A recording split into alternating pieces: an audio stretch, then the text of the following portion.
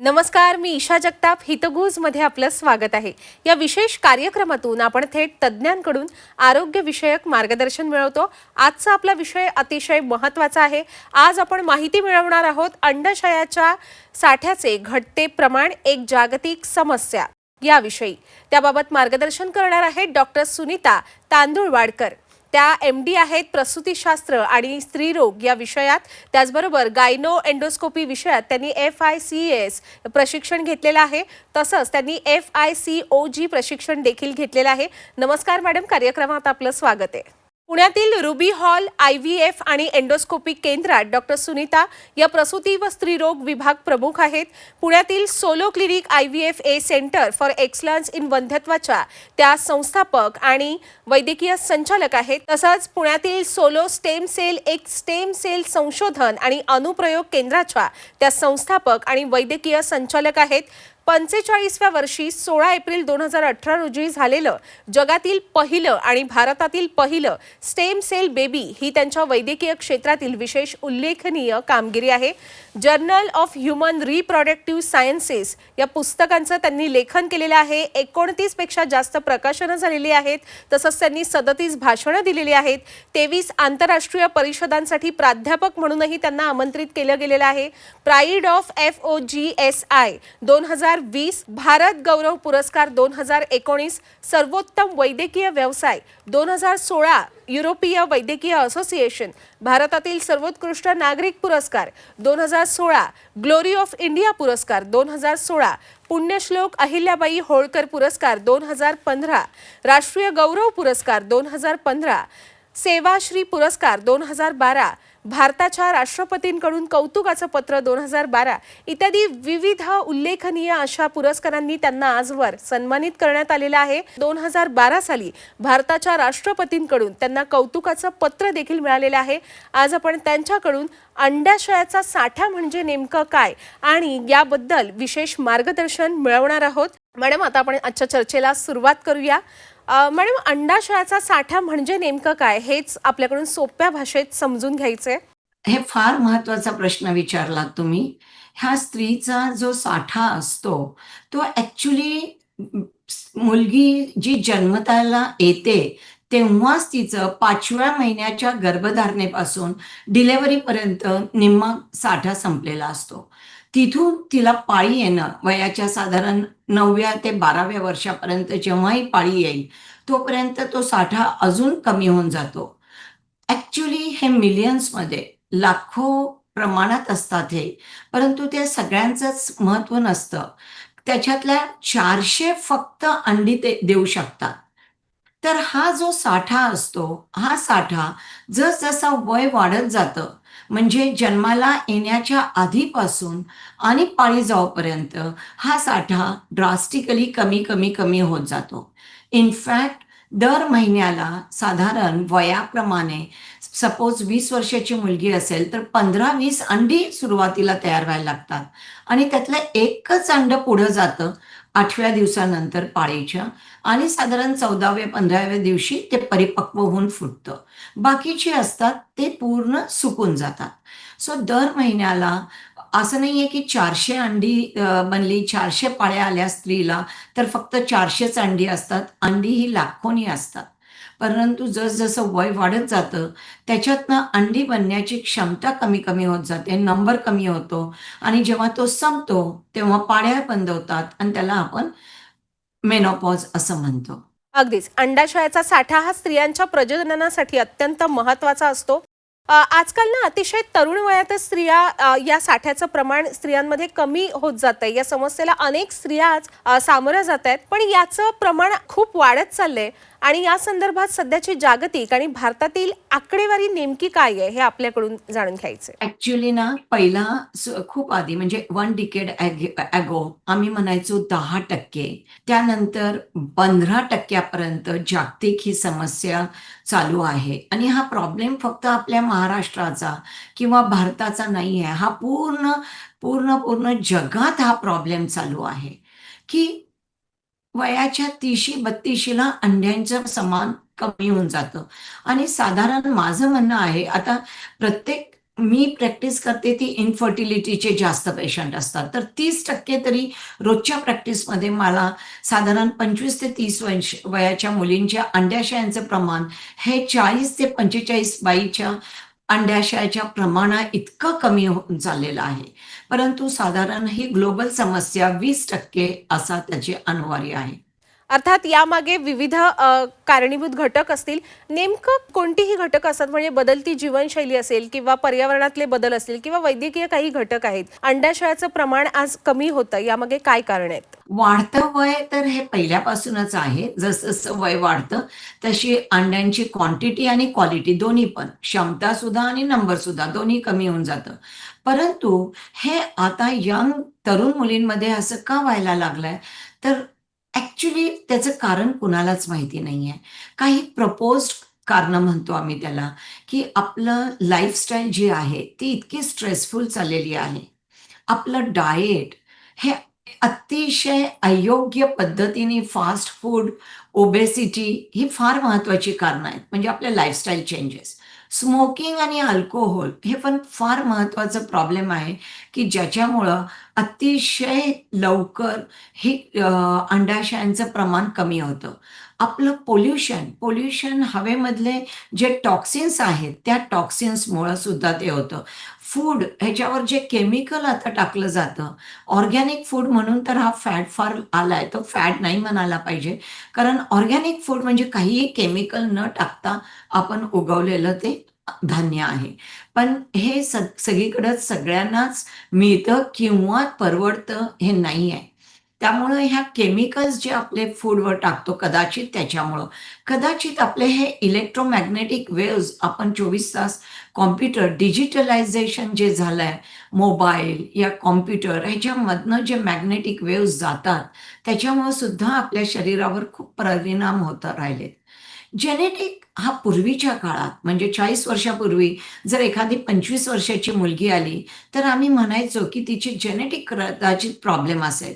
त्याला आम्ही जेनेटिक एक्सो किंवा टर्नर म्हणतो किंवा फ्रॅजाइल एक्स सिंड्रोम म्हणतो त्याच्यामुळं. पण आता जेनेटिक बहुतेक नॉर्मल असतात 30शी-32शी ला आलेल्या मुलींचे आणि अंडी संपलेली असतात. मॅडम, एखाद्या स्त्रीला कसं कळतं की तिच्या शरीरात अंडाशयाच्या साठ्याचं प्रमाण कमी आहे? म्हणजे त्याबाबत काही लक्षणं जाणवतात का? आणि याबाबत खात्रीशीर माहिती मिळावी यासाठी कोणत्या वैद्यकीय चाचण्या आहेत का? फार महत्वाचा प्रश्न विचारलात. खूपदा माझ्या केबिनमध्ये रोजच, खूपदा काय रोजच तिशीची येते आणि जेव्हा मी तिला चेक करते, तिच्या अंडाशयात काहीच नसतं सोनोग्राफीमध्ये. ब्लड टेस्ट करते, त्याचं प्रमाण जे एखाद्या 60च्या बाईचं येईल, तसे ब्लड टेस्टचे रिपोर्ट्स येतात. ती ॲक्सेप्ट करायला तयार नसते. ती म्हणते, की माझी पाळ्या तर रेग्युलर येतायत. सो रेग्युलर पाळी डझंट मीन की तुमच्यामध्ये सगळा अंडाशयाचा अतिशय चांगला आहे.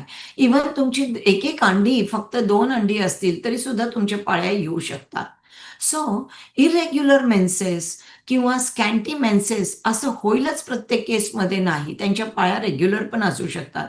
मग हा काय प्रॉब्लेम म्हणून येतो? आय अगर ती मुलगी मुलं होत नाहीयेत, फर्टिलिटी इश्यू हा सगळ्यात महत्वाचा प्रॉब्लेम आहे.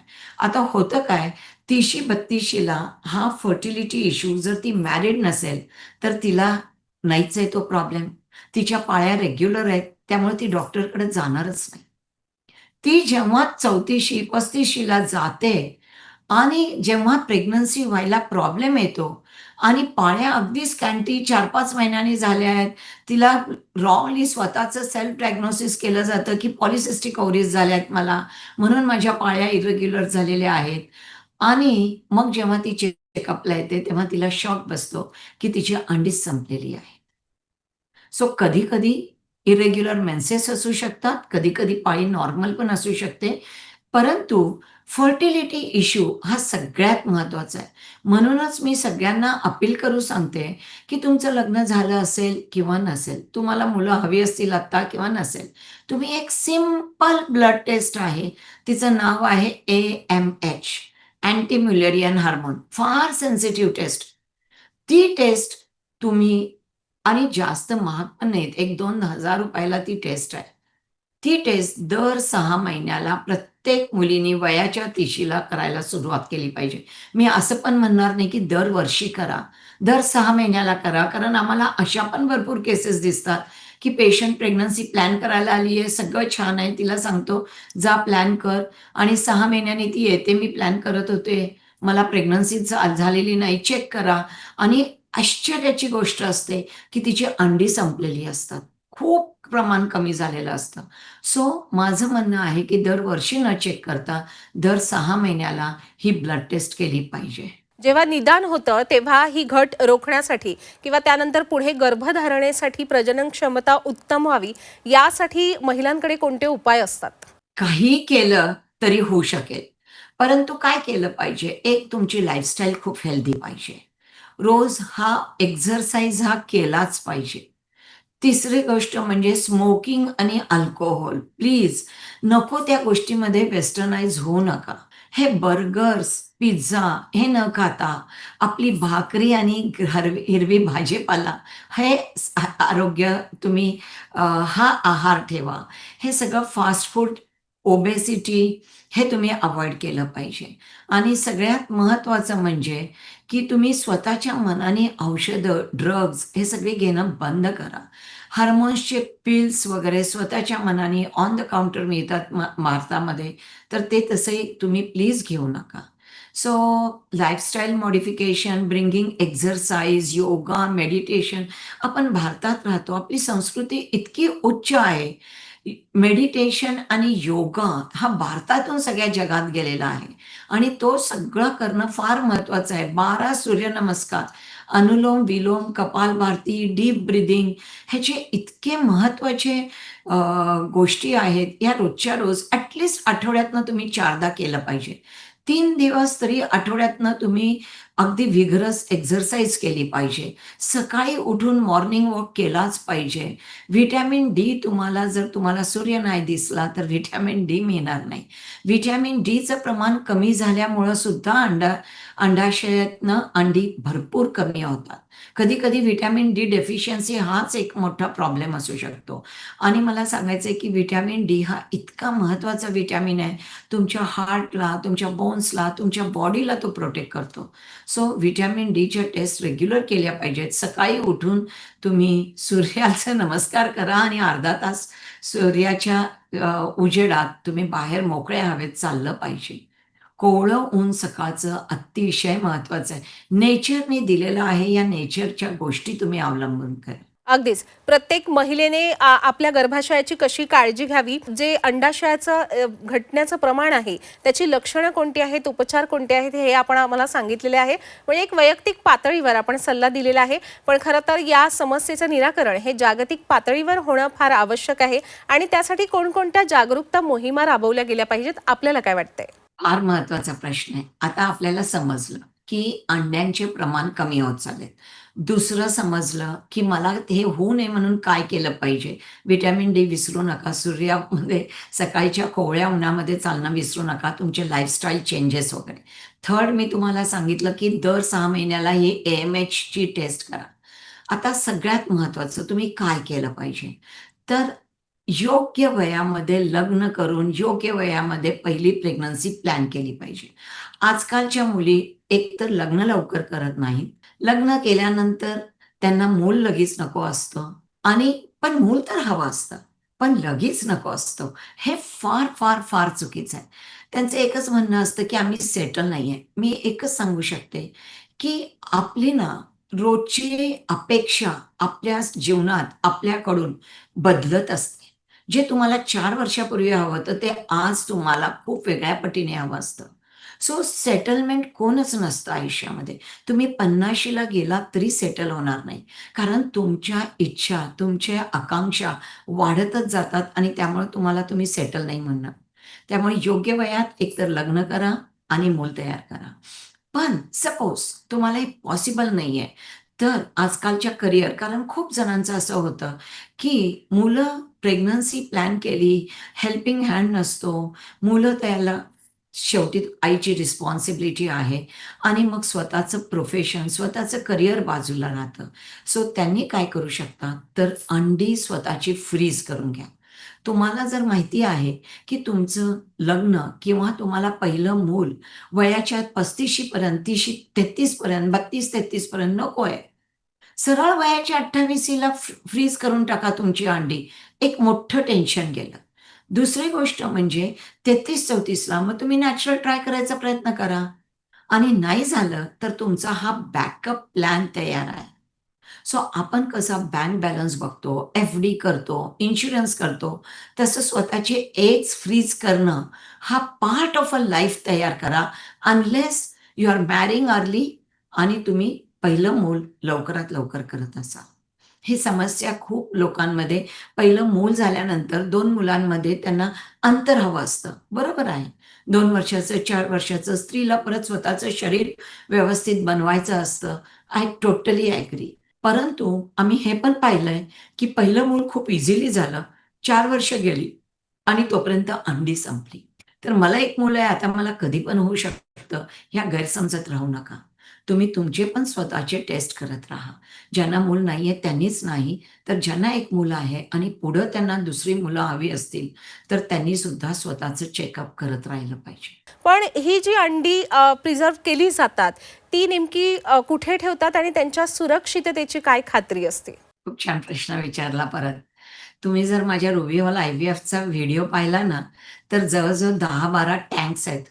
लिक्विड नायट्रोजनचे टँक्स असतात आणि त्या लिक्विड नायट्रोजनच्या टँकमध्ये हजारोनी अंडी आणि एम्ब्रियोज फ्रीज आहेत. हे लिक्विड नायट्रोजनमध्ये -180 डिग्रीला सेव्ह केली जातात आणि ते सेव्ह करण्याची अतिशय महत्त्वाची कला आहे. तुम्हाला फार महत्त्वाचं अजून एक सांगते मी, की तुम्ही जेव्हा अंडी सेव्ह करायचा विचार करता, तुम्ही लॅब टेस्ट केली पाहिजे. त्यांचा एक्सपिरियन्स बघितला पाहिजे, की त्यांच्याकडे हे फ्रीजिंग होतं का? कारण 10 वर्षांनी, 5 वर्षांनी जेव्हा तुम्हाला अंडी पाहिजे आणि तेव्हा जर समजलं, की अंडी चांगल्याच क्वालिटीची नाही आहेत, तर तुमची खूप मायूसी होईल. म्हणजे तुम्ही स्वतःची अंडी फ्रीज केली, पण कुठे फ्रीज केली? कुठल्या आय-व्ही-एफ सेंटरला केली? हेच तर तेवढंच महत्त्वाचं आहे.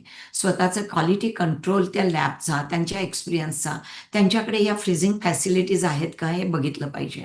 लिक्विड नायट्रोजनचं टँक जे असतं ते आम्हाला दर 4 दिवसांनी फिल करत बसावं लागतं टाकी. जर लिक्विड नायट्रोजन संपलं त्या टाकीतलं, तर ते अंडी मरून जातील. सो हे अतिशय महत्त्वाचं क्वालिटी कंट्रोल डिपार्टमेंट पाहिजे तुमच्याकडे.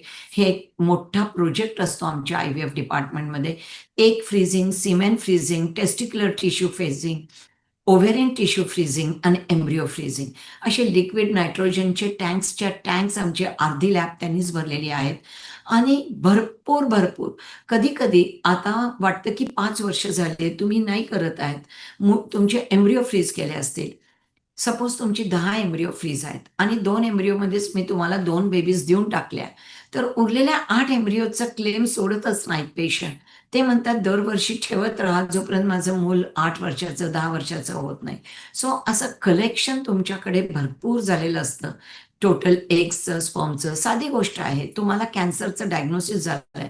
ह्याच्यात एगसोबत स्पर्मचं पण सांगू शकते मी, की तुम्हाला कसलाही कॅन्सर झालाय, तर किमोथेरपी, रेडिओथेरपीनी तुमचे हे गॅमेट्स डॅमेज होतात आणि कधी-कधी पर्मनंट डॅमेज होतात. पुरुषांना तर सीमेन देणं म्हणजे जस्ट मास्टर्बेशन आणि इजॅक्युलेशन आहे. खूप सोपं आहे. सीमेन फ्रीज 5 मिनिटामध्ये करून टाकू शकता. बायकांना साधारण 8 ते 10 दिवस इंजेक्शन्स घ्यावी लागतात. पण सपोज आमच्याकडे ऑन्कॉलॉजी डिपार्टमेंट, कॅन्सर युनिट फार मोठं आहे रुबी हॉलमध्ये. मला वाटतं one of the best in the state आणि कंट्री. आणि यंग मुलींना ब्रेस्ट कॅन्सर असेल, तर आमची ब्रेस्ट कॅन्सरची टीम आमच्यासोबत काम करते आणि आम्ही त्यांची अंडी काढून फ्रीज करून ठेवतो आणि मग त्यांची किमोथेरपी सुरू करतो.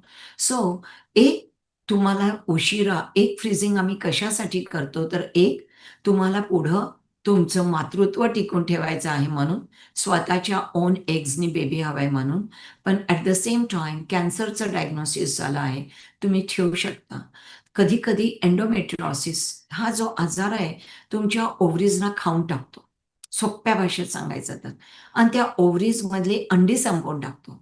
तर वयाच्या 25शीलाच तुम्हाला जर एंडोमेट्रियोसिस झाला असेल, तर तुम्ही वयाच्या 25शीलाच अंडी फ्रीज करून टाका.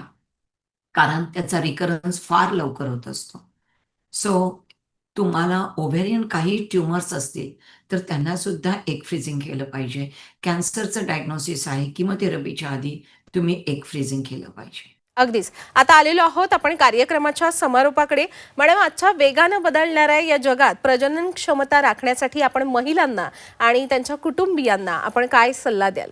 मी एकच सांगू शकते, भारतीय संस्कृती आहे ना, खूप सुंदर आहे. भारतीय संस्कृतीमध्ये ना, खरं तर मी आता 61 इयर आहे. माझं एज्युकेशन झालंय, त्याला जवळ आता 40 वर्ष झाली आहेत.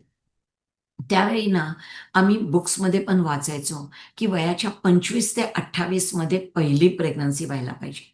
त्याच्यानंतर 2 डिकेड अगोदरपर्यंत 28 ते 30 असं वय गेलं होतं.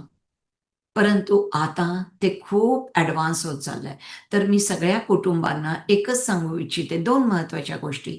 एक, योग्य वेळी आपल्या मुलीचं लग्न करा आणि ती जर खूप सुंदर करियर करत असेल, तर तिने स्वतःची अंडी फ्रीज केली पाहिजे. अंडी फ्रीज करणं हा तुमच्या लाईफमधला एक रूटीन पार्ट म्हणून तुम्ही ॲक्सेप्ट करून घ्या.